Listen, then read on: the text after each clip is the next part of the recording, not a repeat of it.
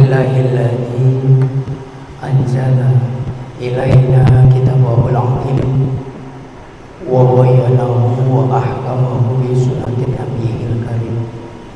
Asyhadu an la ilaha illallah wahdahu la syarika lah al-malikul haqqul mubin wa asyhadu anna Muhammadan abduhu wa rasuluh shadiqul wa'dul amin. Allahumma salli wa sallim ala sayyidina Muhammadin wa ala alihi wa ashabihi ajma'in, amma ba'du. Fa ya ibadallah, usikum wa nafsi bi taqwallahi la'allakum tuflihun. Faqad qala Allah ta'ala fi kitabihil karim, a'udzu billahi minasy syaithanir rajim. Bismillahirrahmanirrahim.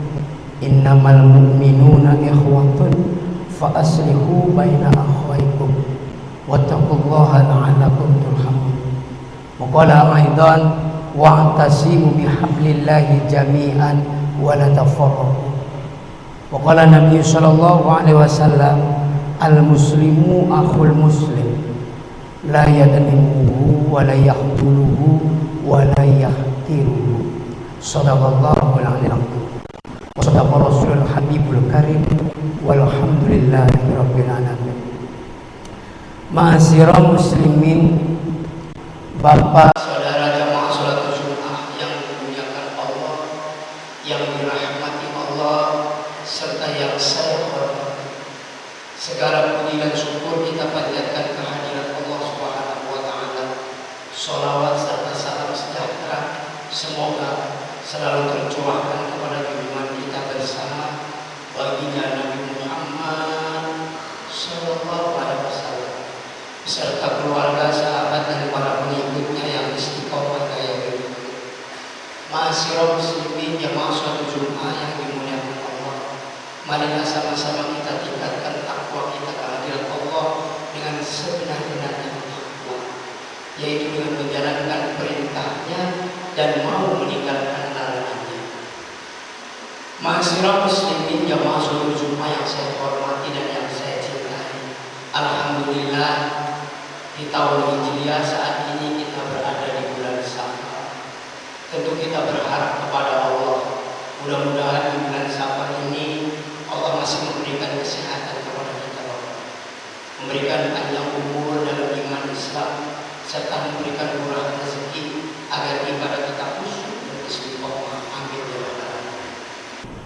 Di tahun Masehi saat ini kita berada di bulan Agustus, tepatnya tanggal 15 Agustus. Insya Allah 2 hari lagi 17 Agustus kita memperingati kemerdekaan bangsa kita tercinta yang ke-80, Bapak. Ma'asyiral muslimin jamaah salat Jumat yang saya hormati, usia 80 itu usia yang matang, Pak. Maka kemerdekaan ini akan bermakna, apalagi kita punya cita-cita menjadi Indonesia emas 2045. Yang penting masyarakatnya rukun, Pak. Kalau enggak rukun, mau cita-cita model apa enggak tercapai. Makanya saya ambil tema mengisi kemerdekaan dengan kerukunan. Begini Bapak, rukun itu adalah kalimat atau kata yang sangat istimewa. Membina kerukunan adalah perbuatan yang sangat mulia. Sehebat apapun negeri kita ini, sekaya apapun negeri kita ini, kalau masyarakatnya enggak rukun, kemarin terjadi di Pati, antara pejabat dan rakyatnya enggak rukun. Makanya mengisi kemerdekaan ini yang utama masyarakatnya harus rukun, Pak. Kalau kita berbicara tentang kerukunan, ada 3 macam kerukunan. Yang pertama, kerukunan antar umat beragama. Karena negara kita mayoritas muslim, makanya kerukunan antar umat Islam atau ukhuwah Islamiyah. Yang kedua, kerukunan antar anak bangsa atau ukhuwah wataniyah. Yang ketiga, ini puncaknya, kerukunan antar sesama umat manusia atau ukhuwah basyariah. Kita bicara tentang ukhuwah Islamiyah dulu ya Pak. Islam itu akan menjadi kuat dan Islam akan menjadi hebat dan jaya kalau umatnya hidupnya rukun, saling asah, saling asih, saling asuh. Tapi kalau nggak rukun Pak, sehebat apapun negeri Islam, lihat contohnya Pak, Palestina itu negara Islam, dikelilingi oleh negara-negara Islam yang kaya raya, mulai dari Arab, Saudi Arabia, Qatar, Baghdad sampai. Tapi di saat Palestina dihajar oleh Zionis sampai hancur, tetangganya diam aja. Apakah Saudi Arabia, Qatar nggak sanggup membela Palestina? Sanggup Pak, mereka kaya-kaya. Apakah negara-negara Muslim tetangganya Palestina itu nggak bisa membela Palestina Pak? Bisa. Namun karena tidak ada kerukunan, sehingga mereka nafsi-nafsi, hidup masing-masing dengan kepentingannya. Subhanallah. Bahkan kabar terbaru, Gaza itu mau dicaplok oleh Israel Pak. Tapi diam aja Pak.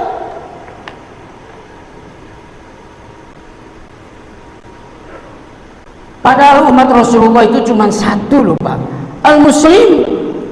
Umat Rasulullah itu hanya umat Islam, gak ada Sunni, gak ada Syiah, gak ada Muhammadiyah, gak ada NU, gak ada Persis. Itu semua firqah bikinan manusia. Umat Rasul cuma satu, al-Muslim. Sehingga Allah berfirman dalam surah Al-Hujurat, innamal mu'minuna ikhwatun fa aslihu baina akhwakum.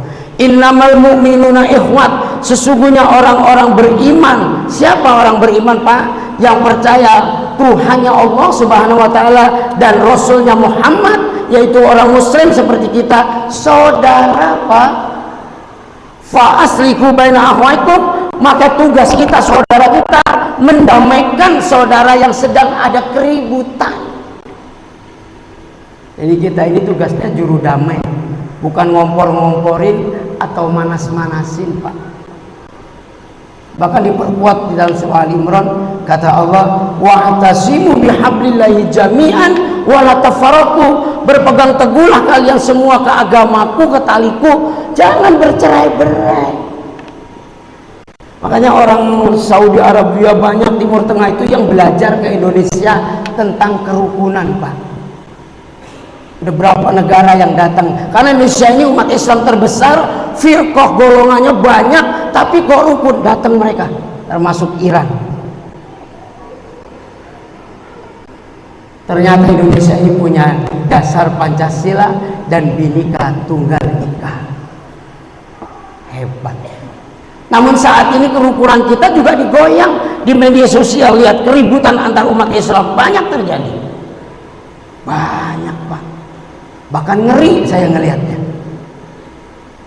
Rasulullah mengajarkan kepada kita dalam hadis yang sangat sahih. Qala Rasulullah sallallahu alaihi wasallam, hadis ini diriwayatkan oleh Imam Muslim. Al muslimu akhul muslim, kata Allah. La yadlimuhu wa la yahduluhu wa la yahqiruhu. Rawahu Imam Muslim.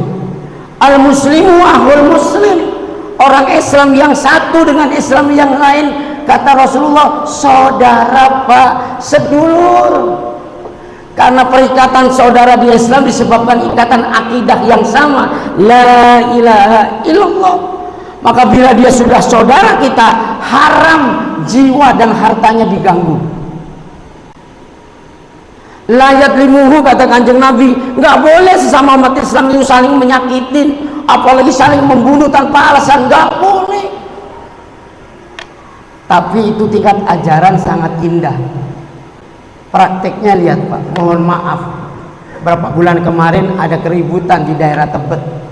Satu kampung muslim ribut dengan muslim, ribut di Tebet tuh Pak. Yang satu teriak Allahu Akbar lempar petasan, yang satu teriak Allahu Akbar lempar batu. Jadi Allahu Akbar itu buat nyakitin orang loh Pak. Oh.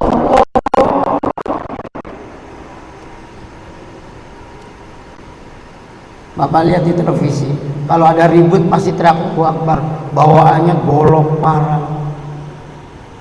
Dan saya menyikapi media sosial, mohon maaf ya Pak, jejak digital ada. Ada ulama dengan ulama sekarang sedang ribut. Saya pakai golongan putih dengan golongan hitam, ribut. Kata satu golongan bilang kepada jamaahnya, umatku, asah golokmu, asah pedangmu, kita lawan kezoliman. Loh, kaget Pak. Ini yang disuruh umat Islam, yang dianggap zalim umat Islam. Sesama umat Islam sekarang lagi ribut Pak. Saya yang muda, yang bodoh, sedih lihatnya Pak. Puncaknya 24 Juli kemarin, yang satu mengadakan pengajian diserbu, korban 12 orang, yang 5 luka parah di kepala. Ada fotonya masih ada di teman saya majelis ulama, dikirim. Loh ini gimana Pak? Kalau zaman Bung Tomo perjuangan dulu teriak Allahu Akbar, yang dijelas musuhnya Belanda kafir, yang dibela bangsa tercinta. Lah sekarang teriak-teriak Allahu Akbar, musuhnya sesama Islam loh Pak. Makanya fungsi kita sebagai muslim nggak boleh ngompor-ngomporin, nggak boleh manas-manasin, nggak usah komen memihak yang satu ngejelekin yang lain, nggak usah. Itu akan jadi kompor. Damaikanlah Pak. Bagi saya siapapun dia, ulama dia, mau syekh, ajengan, kiai, habaib sekalipun, kalau ribut sesama umat Islam salah semuanya. Lau anna ahlas sama wa ahlal ardi istaroku fi damil mu'min la agabumullah ajal finnar. Allah berfirman dalam hadis qudsi, seandainya penduduk langit bersatu, penduduk bumi bersatu, katakan para malaikat ngumpul dengan manusia, nyakitin sampai bunuh satu saja umat Islam yang tanpa alasan yang jelas, la agabumullah ajal finnar, mereka semua dilempar oleh Allah dalam api neraka. Allah. Dari hadis qudsi ini kita berpijak ya Pak. Orang Islam ribut dengan Islam itu nggak ada sebenarnya, salah semua. Karena Rasulullah membesarkan Islam itu nggak dengan tetesan keringat, tapi tetesan darah dan air mata saja, tapi nyawa Pak. Begitu Islam besar, kok ribut terus. Itulah hebatnya orang di luar Islam, nggak senang lihat Islam itu rukun, maka diadu domba kita. Dulu ada satu negara yang kita sesat-sesatin. Dulu ada satu negara yang saya juga mengkafir-kafirkan. Tapi sekarang Allah punya cara sendiri. Negara itu satu-satunya yang berani menghancurkan Israel sampai berubah tatanan politiknya sekarang. Malu kita Pak. Malu. La yadrimuhu wa la yahduluhu. Sesama umat Islam nggak boleh saling nipu, bohong nggak boleh Pak. Sekarang orang cari duit nggak perlu, nggak peduli mau halal haram, sampai menjual sama Allah, menjual nama syariah agama, apa-apa syariah, ujung-ujungnya nipu. Lembah syariah. Wow. Hati-hati ya Pak. Kalau ada orang yang berbisnis pakai nama syariah, jangan gampang percaya, nipu.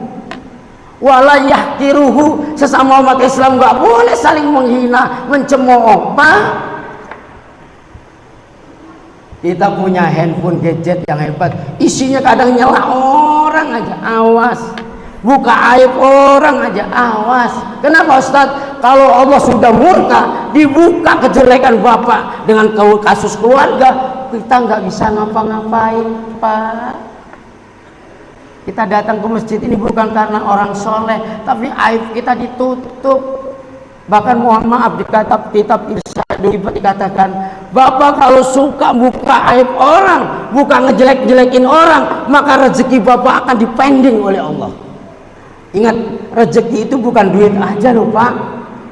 Kadang-kadang kita sudah makan menu bagus, olahraga, hidup sehat, divonis diabetes tingkat 2, itu rezeki Pak.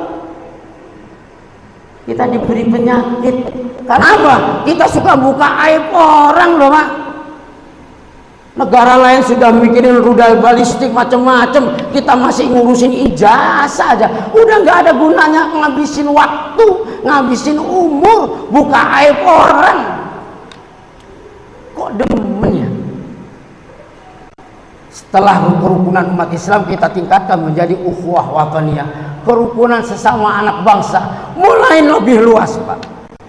Sesama anak bangsa ukhuwatnya itu nggak peduli suku, bangsa atau agamamu apa, asal kamu satu nusa, satu bangsa, satu Indonesia, kamu adalah saudaraku. Bahkan ada hadis dulu yang sangat populer di saat perjuangan dipakai oleh Hashim Muzadi, Bapak Yai Hashim Muzadi, Pak. Apa itu? Hashim Asy'ari, minal iman. Cinta tanah air itu sebagian iman. Pak Ustaz, 17 Agustus saya boleh nggak Pak Ustaz ngibarin bendera selain merah putih? Boleh. Tapi di saat 17 Agustus orang merayakan kemerdekaan, bangga dengan merah putih, kamu menyebarin bendera hitam, gambar tengkorak, nggak apa-apa. Tapi kamu nggak punya adab, kurang ajar kamu. Boleh, kata siapa nggak boleh, Pak? Tapi lagi orang seneng-senengnya merah putih, kamu tebarin hitam, kurang adab, nggak punya akhlak. Allah. Setelah hubul wataniyah, ukhuwatnya, Pak, ditingkatkan menjadi ukhuwah basyariah, cinta sesama manusia. Kalau bicara tentang kemanusiaan, maka menjebol ras-ras dan agama. Nggak peduli kamu mau ras apa, nggak peduli agamamu apa, asal kamu sesama manusia, saya wajib menyayangi kamu. Allah Akbar, indah. Mohon maaf, contohnya mohon maaf, ada orang yang beda ras, beda agama, kena musibah, katakanlah ada Cina yang lagi naik motor kecebur got. Wah, mau nolong Cina kecebur got aja kok cari hadis, tolong aja. Kamu hadis nggak ketemu, Cinanya bangsa. Oh, lau ana sama, kata Rasulullah, la yu'minu ahadukum hatta yuhibbu li akhihi ma yuhibbu li nafsi. Belum dikatakan beriman engkau apabila kau mencintai orang lain seperti mencintai dirimu, baru kau beriman. Allah.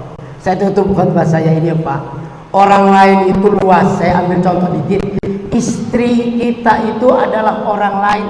Kalau bapak nggak mencintai istri, saya ingetin, besok di usia tua, bapak punya anak 3 yang hebat-hebat. Mereka sudah berkeluarga, pergi semua, Pak. Pergi semua. Sunatullah. Yang ngurus kita siapa? Istri kita, Pak. Yang rapiin kita siapa? Istri kita. Mulai sekarang sayangin dia, muliakan dia.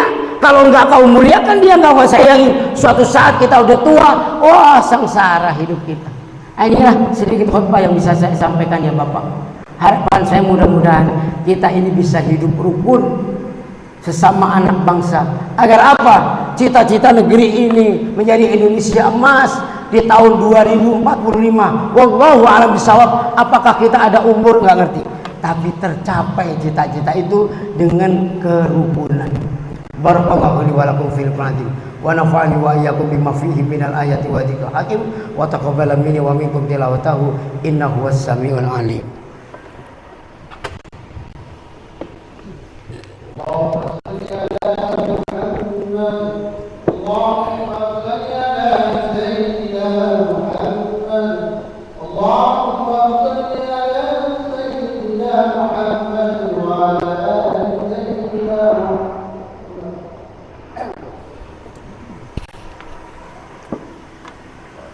Alhamdulillah, alhamdulillah hamdan katsiran kama amar. Asyhadu an la ilaha illallah wahdahu la syarika lah, irghaman liman jahada bi wa kafar. Asyhadu anna Muhammadan abduhu wa rasuluh, sayyidul khalaqi wal basar. Wa sallallahu ala sayyidina Muhammad tasliman katsiran. Amma ba'du. Fa ya ayyuhal hadirun, ittaqullaha haqqa tuqatih wa la tamutunna illa wa antum muslimun. Wa qala Allah Ta'ala fi kitabihil karim, a'udzu billahi minasyaitonir rajim. Allahul ladzi khalaqas samawati wal ardh wa ma bainahuma. Sesungguhnya Allah lah yang menciptakan langit dan bumi, wa ma bainahuma, dan semua yang dimiliki oleh manusia. Jadi pada hakikatnya Bapak, semua yang kita miliki adalah pemberian Allah. Kita punya, kita pinter, kita bisa, ini kan dipinterkan oleh Allah. Kalau Allah ambil ilmu kita lewat penyakit panas sehingga kita lupa nyebut nama sendiri bisa. Kita kaya karena dikayakan oleh Allah. Kalau Allah mau mengambil harta kekayaan kita lewat pasukannya air, angin, api, wabah, penyakit bisa. Bahkan hidup mati kita pun dihidupkan dan dimatikan oleh Allah. Pesan saya Bapak untuk jamaah sholat Jumat saya, wabil khusus kepada sang khotib. Banyak salah ini. Jangan ada sifat sombong, berkisrah, ada kebencian dalam hidup ini. Karena besok bila kita berjumpa dengan Allah, semua yang kita miliki tidak bakal kita bawa. Pangkat, jabatan, harta kekayaan, rumah yang bagus, mobil yang megah, kalau kita mati nggak boleh dibawa. Jangankan itu, anak istri yang kita sayangin aja, kalau kita meninggal nggak boleh diajak. Satu yang kita cari keridhaan Allah Subhanahu wa Ta'ala. Innallaha wa malaikatahu yusholluna 'alan nabi ya ayyuhalladzina amanu shallu 'alaihi wa sallimu taslima. Allahumma shalli wa sallim wa barik ala sayyidina Muhammadin wa ala alihi wasallam wa anil khulafa'ir rasyidin Abi Bakrin wa Umar wa Utsman wa Ali wa ala tabi'in wa tabi'in rahmatika ya arhamar rahimin. Allahumma ighfir lil mu'minin wal mu'minat wal muslimina wal muslimat al ahya'i minhum wal amwat innaka qaribun mujibud da'wat. Ya qadiyal hajat, ya Allah, ya Ghafur, Engkau yang Maha Pengampun ya Allah. Ampunkanlah segala dosa dan kesalahan kami ya Allah. Ampunkanlah segala dosa dan kesalahan ibu bapak kami ya Rabb. Serta ampunkanlah segala dosa dan kesalahan istri dan anak-anak kami. Ya Allah, Engkau yang Maha memudahkan segala urusan. Mudahkanlah urusan kami dalam mencari rezekimu ya Allah. Sehingga dengan rezekimu ya Allah, kami bisa membalas budi kedua orang tua kami. Bahkan dengan rezekimu ya Rabb, kami bisa membahagiakan istri dan anak-anak kami. Kami bisa membantu orang-orang yang memerlukan bantuan kami. Allahumma fina bihalalika an haram fadlika aman siwak. Ya Allah, di harimu yang mulia ini ya Allah, turunkanlah rezeki yang halal pada jamaah Jumat kami. Jauhkan dari rezeki yang haram bifadlika aman siwak. Dan apabila jamaah kami punya hutang ya Allah, mudahkanlah membayar hutangnya agar ibadahnya khusyuk dan istiqamah. Rabbana atina fid dunya hasanah wa fil akhirati hasanah wa qina adzabannar. Walhamdulillahi rabbil alamin. Ibadallah, innallaha ya'muru bil adli wal ihsan wa ita'i dzil qurba wa yanha 'anil fahsya'i wal munkar wal baghi ya'idukum la'allakum tadhakkarun. Udhkuru ma yakurkum was'alu min fadlikum wa la zikrullahi akbar.